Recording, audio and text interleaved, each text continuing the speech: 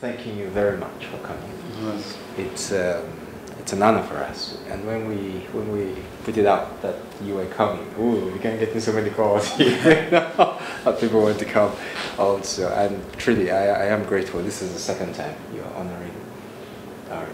Third time actually. Third time I think. The first time was when we were in the other campus, which was a wonderful experience, and I'm happy we're able to do this again.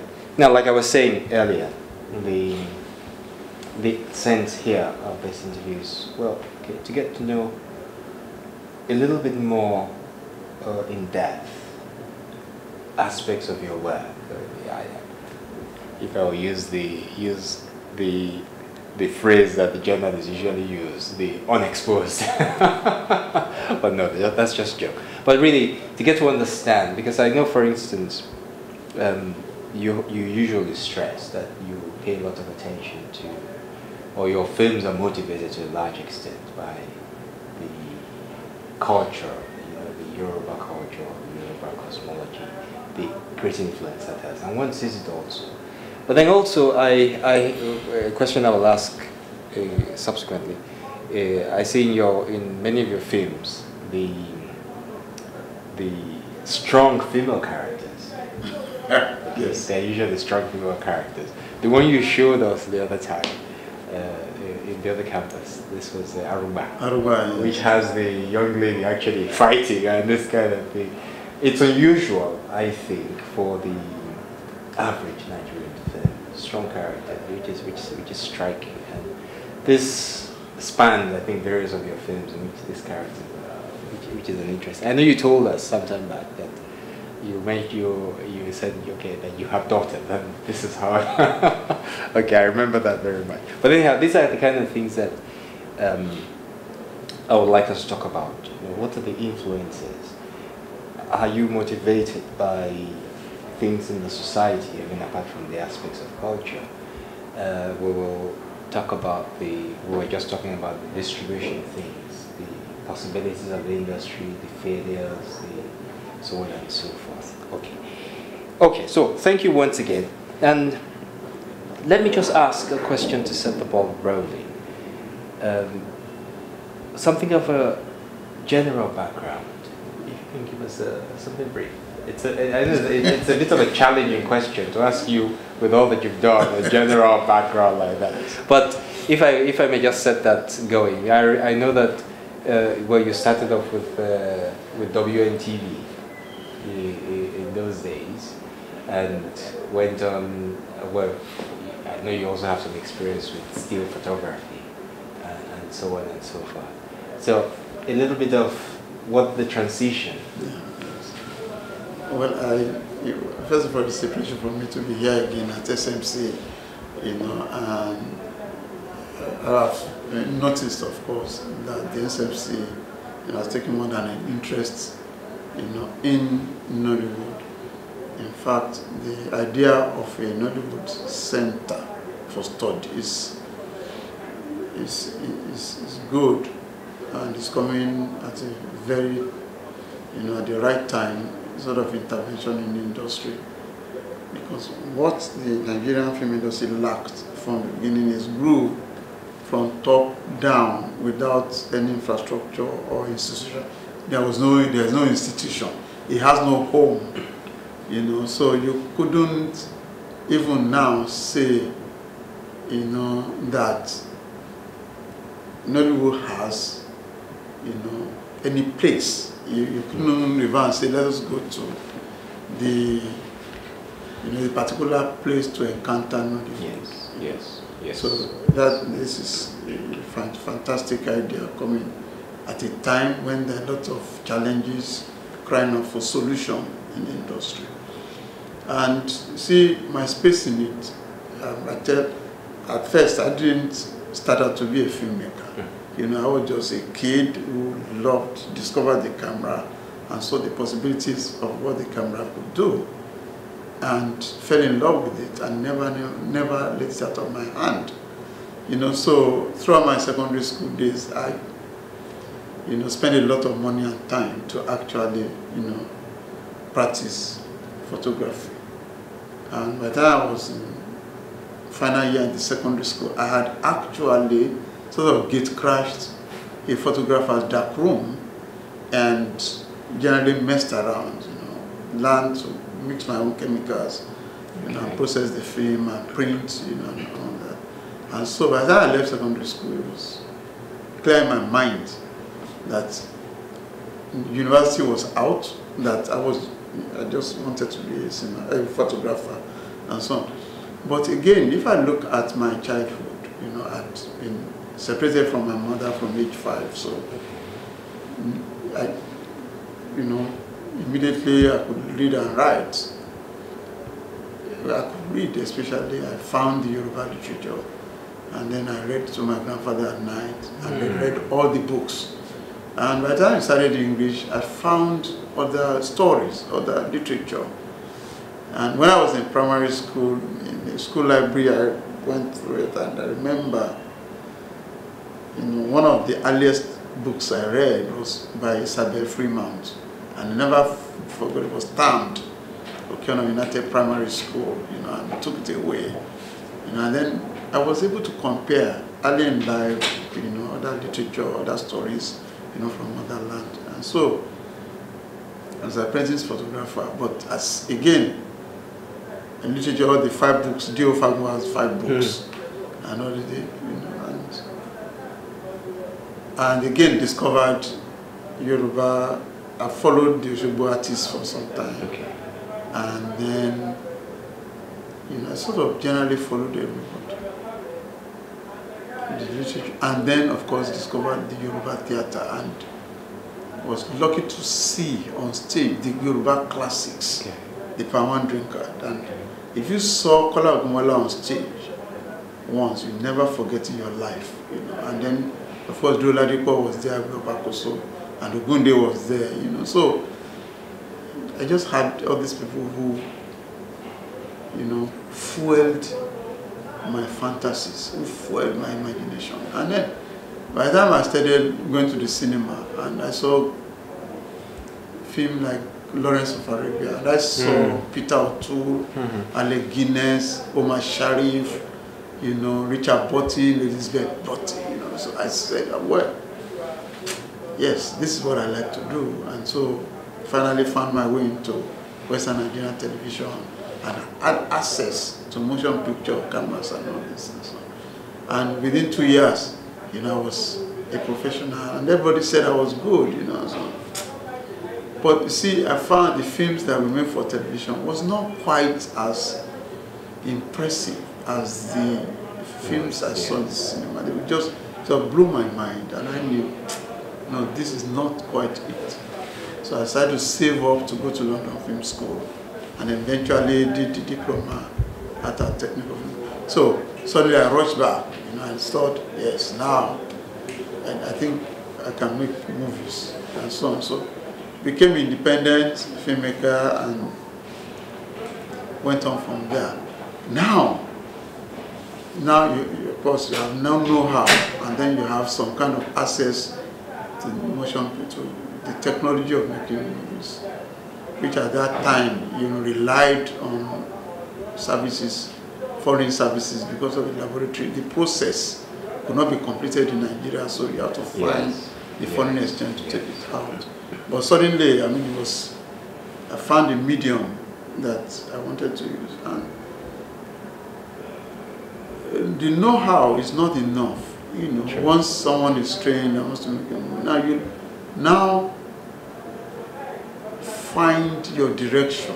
You know, you now decide, this is, you know, how I want to use this medium. This is the stories I want you to tell with it. And so that is where, you know, everybody to some extent is individualistic aspect of that industry. But again, it is a medium you know, that essentially it's essentially collaborative. Yeah. You know, so you first of all know what you want, and then you have to find who you work with, people who bring their expertise into into what you do. So essentially I managed to find what I would love to do. And again, you will look at, you know, look at how consciously or unconsciously I looked at women in African society and women importance, their contribution to the community. And somehow everybody seems to ignore this. And most of the stories that I read, you know, they're about really strong female women characters, essentially positive. One thing that is, you know, of interest to me is that in Nollywood, I look at women who have the opportunity to tell their stories. That is the, you know, some producers, some women who have had the opportunity to produce, and how they have used the images of women. And I found out that women themselves continue to portray the negative aspect of, you know, women by putting machine guns in women's hands and by portraying themselves as prostitutes and criminals. You know, something that I found very interesting, and I think it should be, you know, this perhaps an area we should study. But for me, Mami, my latest movie, Arugba, is about a woman. Mami is about a struggling single parent woman.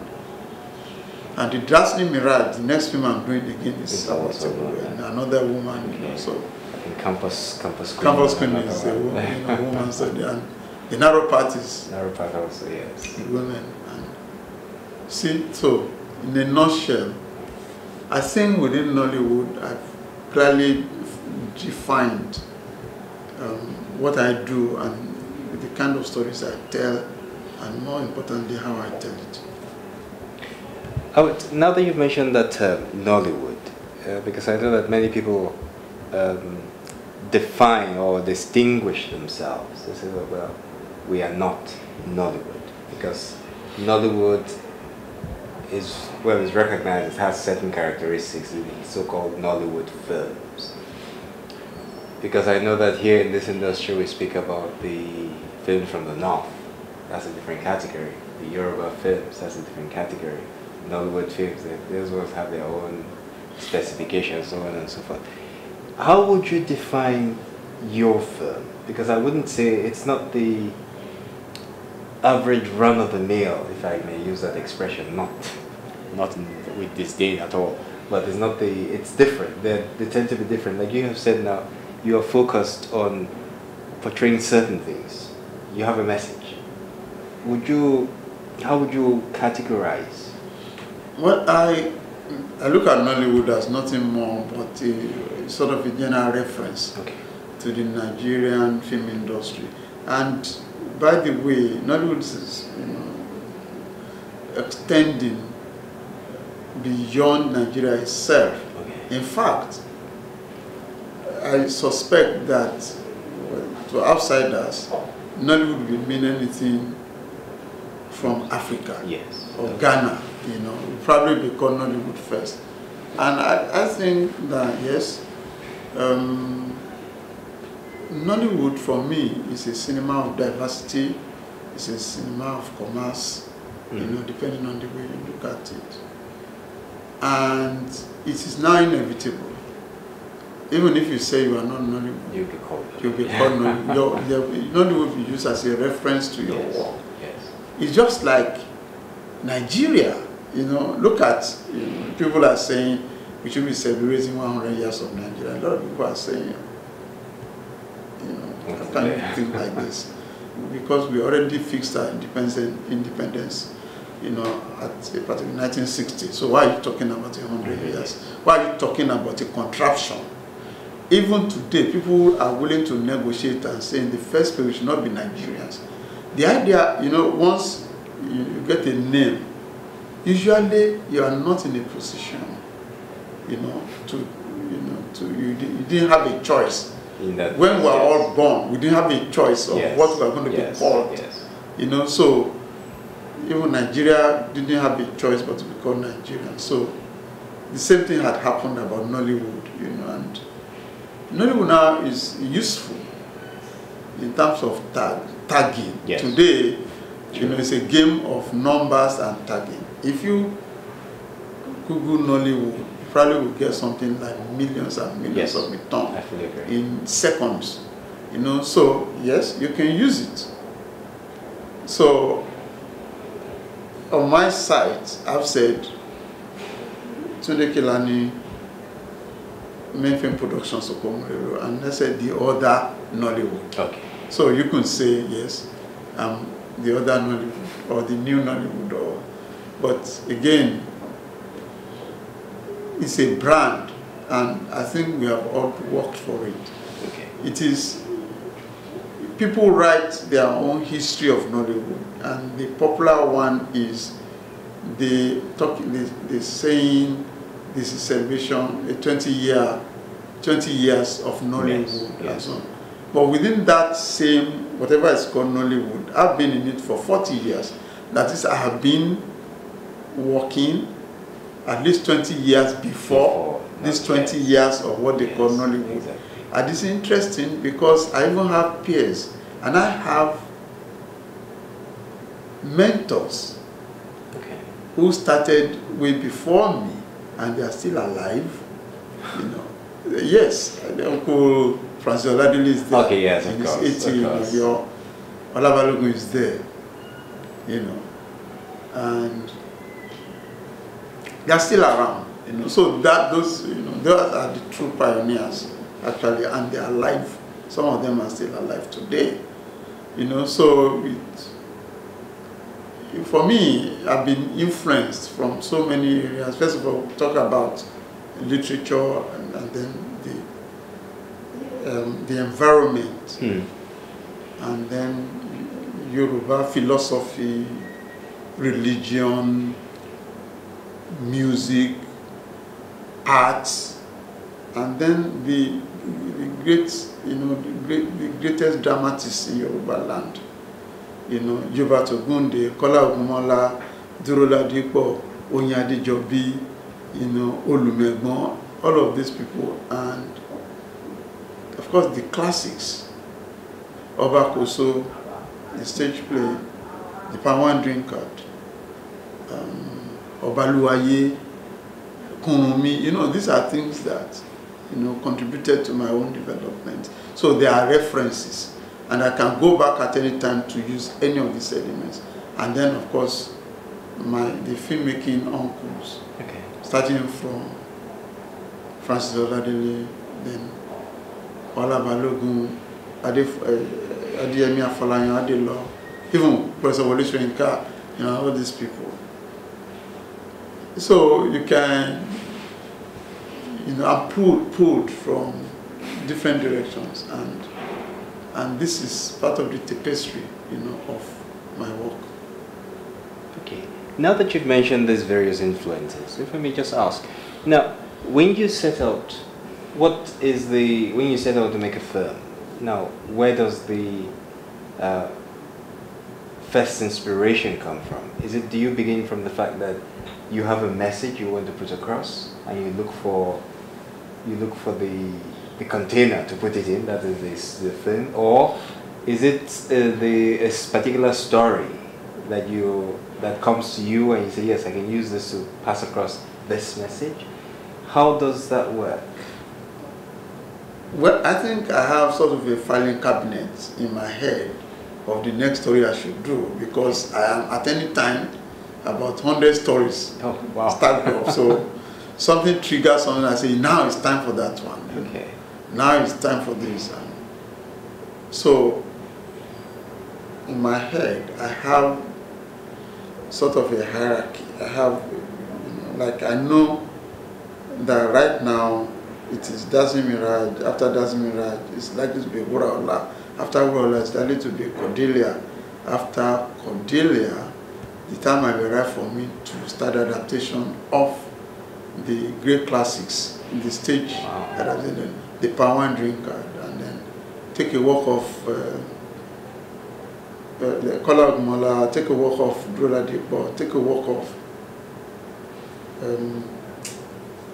Onyade Jobi, you know, and then go on from there, and then maybe try and to attempt any of the Diofagua stories, maybe look for the least problematic of them, maybe Aditolodumare or Rikionibudo, and silently reserve the Forest of a Thousand Them, and Igbolodumare. Just leave those aside because they are, you know, they contain the greatest challenges and so. So it's not that I will ever be shocked, and then any other thing that comes along, you know, because there might be sort of an opportunity, a spin-off from any of these ones, you know, which I might just say, well, let me do that.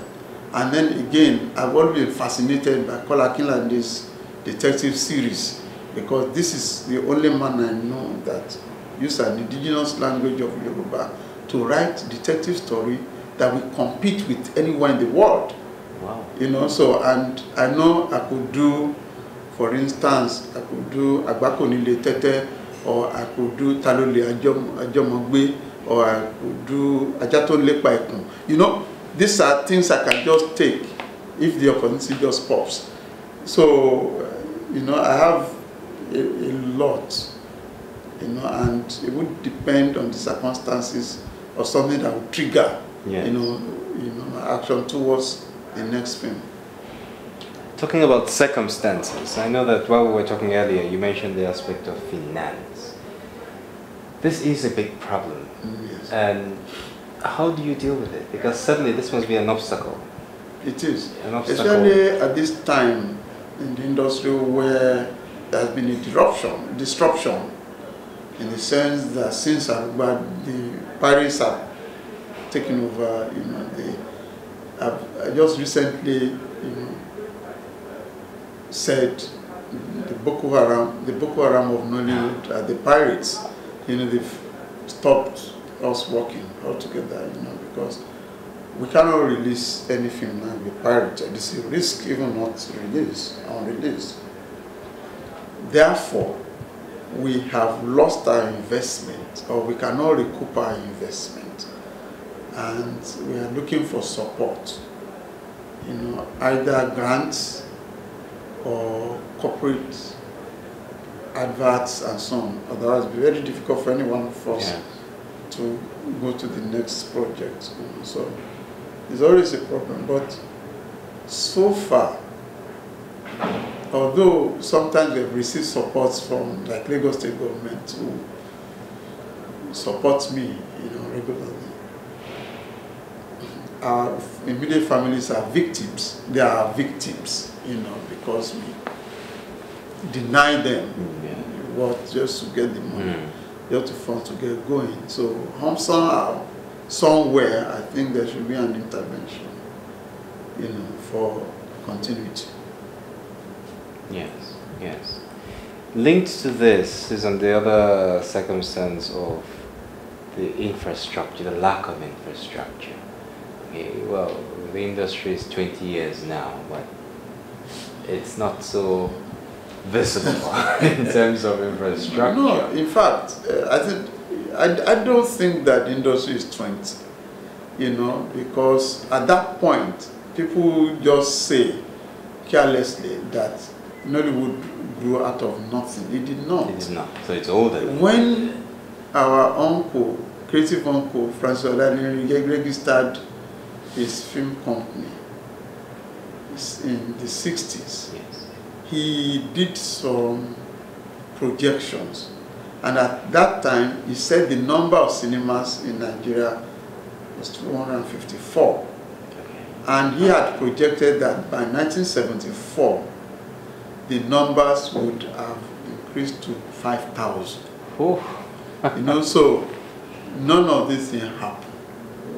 Now we can now start to look back. Why did all these things fail? If India has 13,000 cinemas today, you know, then presumably Nigeria should have not less than 3,000.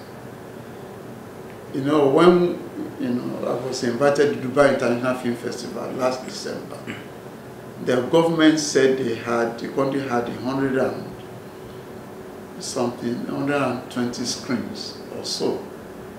But the government promised that by the end of 2013, they will add 56 more. So you can see that somewhere along the line, Nigeria not only lost the cinemas they had before, yes, but refused to develop them. We could have attributed this to lack of security by dictatorship and all that. But I've been in democracy for the last 12 years or so now, so nothing has changed. And again, that's hardly surprising in a country that boasts to be giant of Africa or has no electricity, any of those things. So my hope, of course I'm very optimistic about the industry. My hope is that the government will,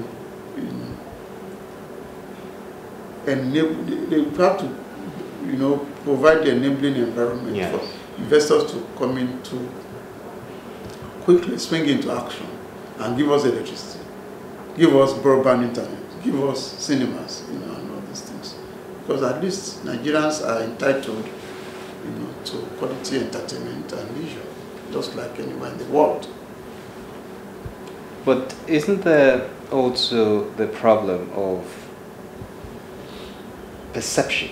Because I know that in speaking with some other people, the impression they have given is that the key people, or some key people in government, do not see the cinema as something serious. For them it's something a bit more, okay, it's play. I know somebody used that word. I don't buy that, because if the government sees cinema as... That some people, not everybody, there are some people who see it as then something... How about electricity?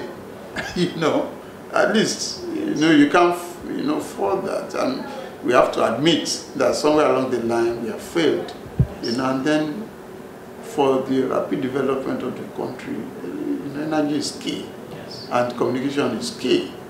And Nigerians, we know that the market is out there. We know there's an audience out there. Barely 15 years ago, Nigerians, the telephone density was just 700,000. Today, it's over 100 million, just because it is there and it's available. True. So, True. I mean, that people are entitled. We should have these things, and we can fast track our development if only we had these things. Okay. Now, if we just come back now to your work, you have spoken about the various influences and the fact that, okay, you have a fantastic, I was quite impressed actually when you were listing the things you already have projected towards the future. Now, does the immediate happening, or do the immediate happenings in society influence the slant you may choose to give to a particular film or not? Is that... I understand. Let me tell you, I'm not an activist. You understand? I'm just a storyteller. And I'm using the medium of film and cinema to tell the story. But occasionally, I have a conscience. And you can classify some of my productions as the conscience films. If you look at Shawolode, Agogo, Aruba, The Campus Queen, you can see that these are really the conscience films, because they address contemporary themes of good governance, and corruption, and all these things. So it's sometimes inevitable. You telling a story and you come across that kind of course, I'll do it. But I don't start out to say, listen, I am this and that, or look at this. No, it's just within the story itself. Okay.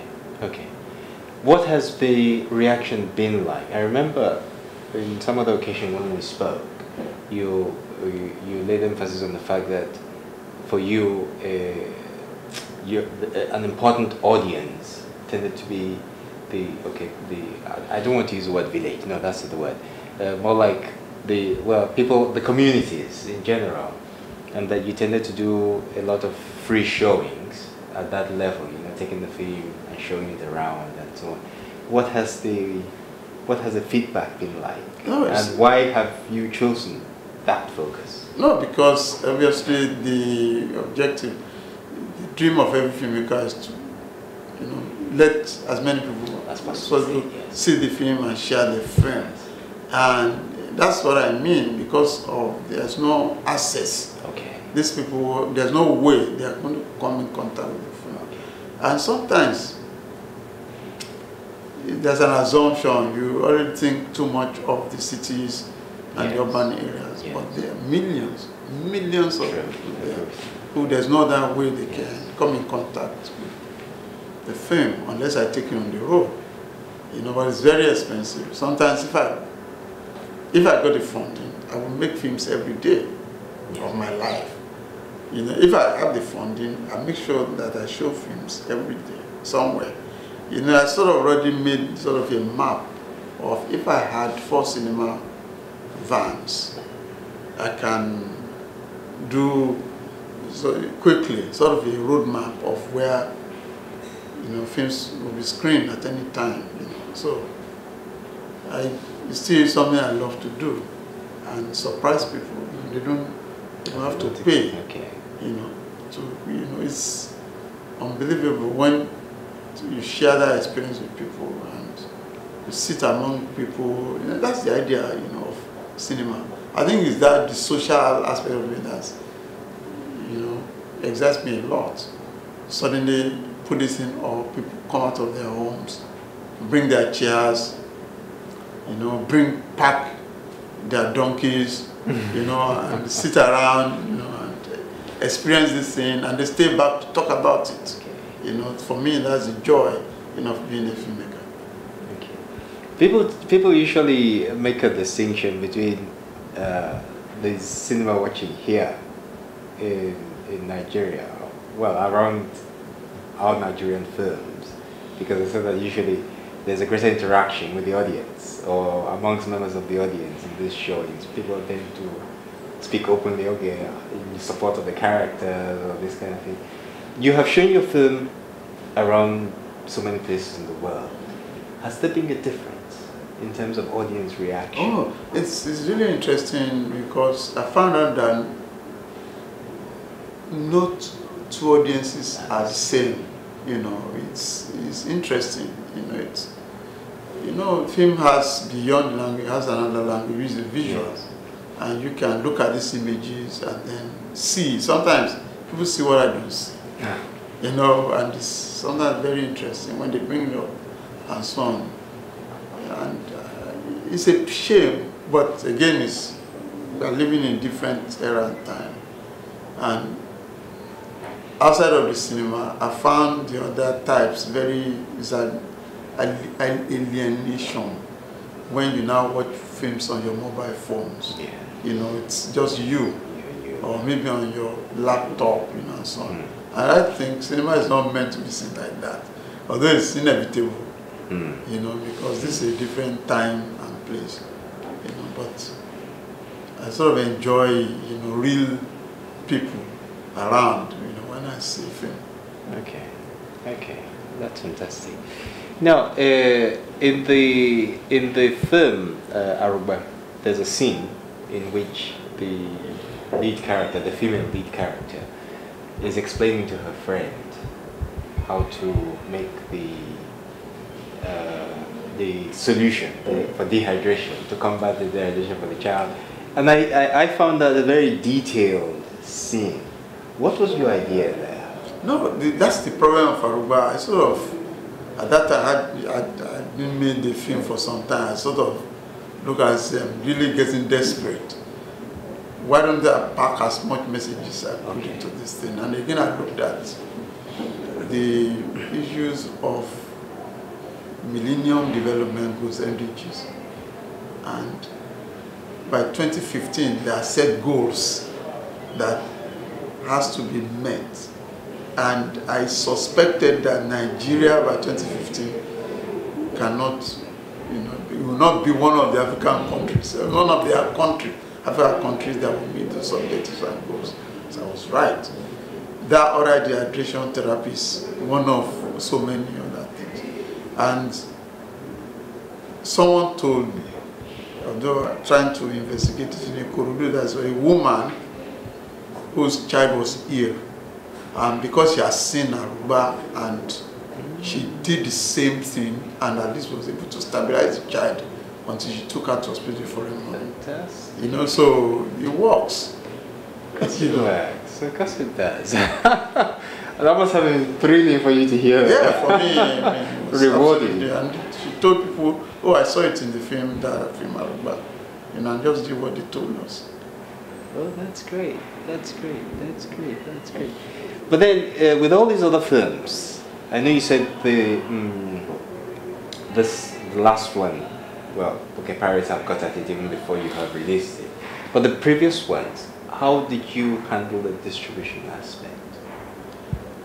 No, what we'll do is I'll take it around cinema first. Okay. And then we have only one marketer who sells our products. But even then, that's belated because everything has been pirated. Yes, you said so. All the works, none has been left out. Okay. You know, so again, it's a pity that the distribution had to be physical at that time, and that is open to abuse of piracy. You know, and it's because of the lack of the infrastructure. Otherwise, we would have delayed that and perhaps recouped the investment. Yeah. We went to physical CD and DVD. So it's it's a problem. Yes. You were telling me earlier about the new development which the state government, Lagos state government, is trying to put in place. Do you see that as serving to put in place some of this infrastructure? No, well, if we take Hollywood, for example, within that 100 years, Hollywood had great challenges. So many times, but the industry had to reinvent itself, and bring back people to the cinema. One of the greatest challenges of Hollywood was television, But now, again, you realize in our media, there's a fusion of media, Today, well, cinema is still important. The box office is where the money is, Okay. So obviously, I think government should do something about that. They should. Lagos State particularly is the hub of Nollywood in Nigeria, and therefore should really do something to support that crumbling industry. And you see, the federal government, Lagos State government started the Nollywood Upgrade Project, and this is in collaboration with Harvard University team. And the objective is clear. They did a lot of workshops, and they are going to stimulating the growth of the city cinemas. And then look at the issue of funding, and understand. I think federal government too has a program, but characteristically, our president announced that he was throwing 3 billion naira in the ring, and everybody, including hairdressers and vulcanizers, and I want to be filmmaker, they are registering company already, to get at the money. But I think that even then, I'm expecting some articulation, and from their various interventions, I think we can get going quickly. Okay. And luckily we have technology on our side, and we can leapfrog, some of this thing into, the latest digital technology. Okay. Just one last question. If you had to give advice to a young filmmaker who's considering going into filmmaking full time, what would you tell them? And I've said, to any young aspirant to become, I would say, get smart, get your education, get skilled, and have a robust media education, because that you can virtually go in any direction.